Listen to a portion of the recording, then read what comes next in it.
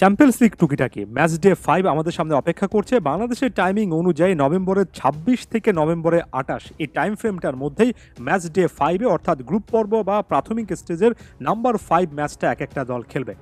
একটু যদি আপনি পয়েন্ট টেবিলের দিকে চোখ রাখেন, এই মুহূর্তে লিভারপুলকে নাম্বার 1 পজিশনে দেখতে পারবেন। বাকি যে পজিশনগুলো আছে অর্থাৎ 2, 3, 4 সেখানে স্পোর্টিং, মোনাকো, ব্রেস্ট আমরা খুব একটা বেশি চিন্তা ভাবনা করিনি। এমন দলগুলো কিন্তু এখন পর্যন্ত হাফ ওয়ে থ্রুতে এসে পয়েন্ট টেবিলে যথেষ্ট ভালো একটা অবস্থানে আছে। অন্যদিকে আমরা যাদেরকে হট ফেভারিট হিসেবে চিন্তা ভাবনা করছিলাম, যেমন রিয়াল মাদ্রিদ 18 নম্বর পজিশনে, বায়ার্ন মিউনিক যারা 17 নম্বর পজিশনে, ম্যানচেস্টার সিটি 10 নম্বর স্থানে, AC Milan, Atletico Madrid, Paris Saint Germain এমন টাইপের ক্লাবগুলোকে আপনি এমন তলানির দিকে পাবেন যে এবারে চ্যাম্পিয়ন্স লিগে ভিন্ন একটা যে আমেজ তৈরি হয়েছে। এখানে মধ্যম সারি ক্লাবগুলো যে অনেক কিছু করার আছে এটা মোটামুটিভাবে এস্টাবলিশড। এখন প্রশ্নটা হচ্ছে গিয়ে এটাকে তারা আসলে কতদিন পর্যন্ত ক্যারি করতে পারবে। নিঃসন্দেহে কাছাকাছি সময়ে একটা বড় ম্যাচ বায়ার্ন বনাম প্যারিস সেন্ট জার্মের সামনে অপেক্ষা করছে। বায়ার্ন তাদের হোম গ্রাউন্ডে খেলবে। দুটো দলেরই পয়েন্ট টেবিলে যে অবস্থা সেখান থেকে উপরের দিকে উঠে আসলে একেবারে মাস্ট উইন সিচুয়েশন। ব্যাপারটা বায়ার্নের ক্ষেত্রে যেমন প্রযোজ্য, প্যারিস সেন্ট জার্মের ক্ষেত্রেও কিন্তু প্রযোজ্য। স্পোর্টিং বনাম আর্সেনালের মধ্যকার একটা কিন্তু হাই ভোল্টেজ ম্যাচ আমাদের সামনে অপেক্ষা করছে। রুবেন অ্যামোরিম, যিনি কিনা ম্যানচেস্টার ইউনাইটেডের কোচ হিসেবে যোগ দিয়েছেন, তার আমলে স্পোর্টিং যে একটা অবিশ্বাস্য রকমের জার্নি পেয়েছে সেটা আসলে কতদূর পর্যন্ত তারা নিয়ে যেতে পারবে। এটা কি জাস্ট একটা ফ্লুক ছিল? কোচ চলে যাওয়ার পরে এই দলটা কি আসলে তাদের এই পারফরমেন্সগুলো ক্যারি করতে পারবে?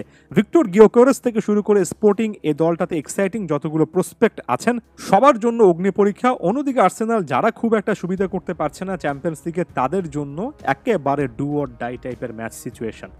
আরেকটা যদি সামনের দিকে যান, বাংলাদেশের টাইম অনুযায়ী নভেম্বরের 28 তারিখ 2 AM লিভারপুল বনাম রিয়াল মাদ্রিদের মধ্যকার ম্যাচ রয়েছে এবং লিভারপুলের আসল টেস্টটা কিন্তু সেখানে অপেক্ষা করছে। দুর্দান্ত শুরু করা এই লিভারপুল, মোহাম্মদ সালাহ ইজিপশিয়ান কিং এর লিভারপুল, আর্নে স্লটে লিভারপুল যেভাবে তাদের এই সিজনটা শুরু করেছে সেটা এক কথায় দুর্দান্ত।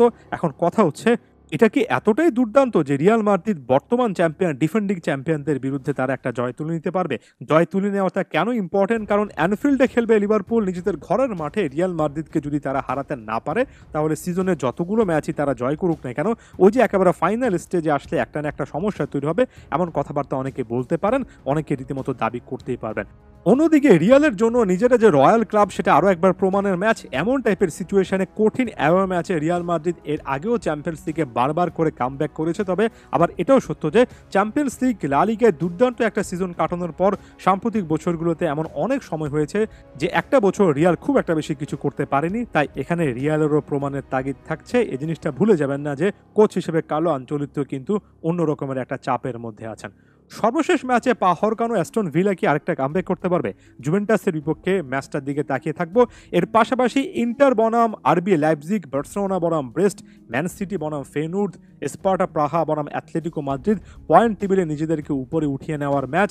ম্যান সিটিকে জয় পেতে হবে, শুধুমাত্র জয় পেলে চলবে না।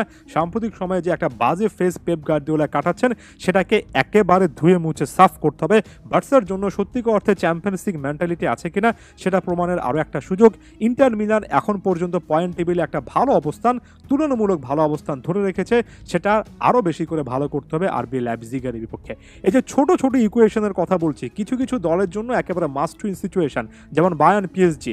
কিছু কিছু দলের জন্য একেবারে নিজেদের ক্যারেক্টারটা আরও একবার শোকেস করার পারফেক্ট মোমেন্ট, যেমন লিভারপুল বনাম রিয়াল মাদ্রিদের হাই ভোল্টেজ ম্যাচ।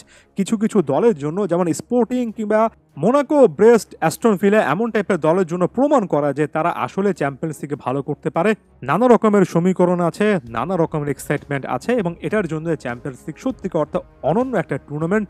যে ডাইনামিক্সটা চ্যাম্পিয়ন্স লিগ আসলে নিয়ে আসে, ওই যে butterfly in the stomach football প্রেমীদের মনের মধ্যে অন্য রকমের একটা চাঞ্চল্য কিন্তু চ্যাম্পিয়ন্স লিগ যৌক্তিকভাবেই আনে। এটার জন্যই সম্ভবত ক্লাব ফুটবলের ইতিহাসে সবচেয়ে এক্সাইটিং টুর্নামেন্টের নাম এটা। ধন্যবাদ সবাইকে।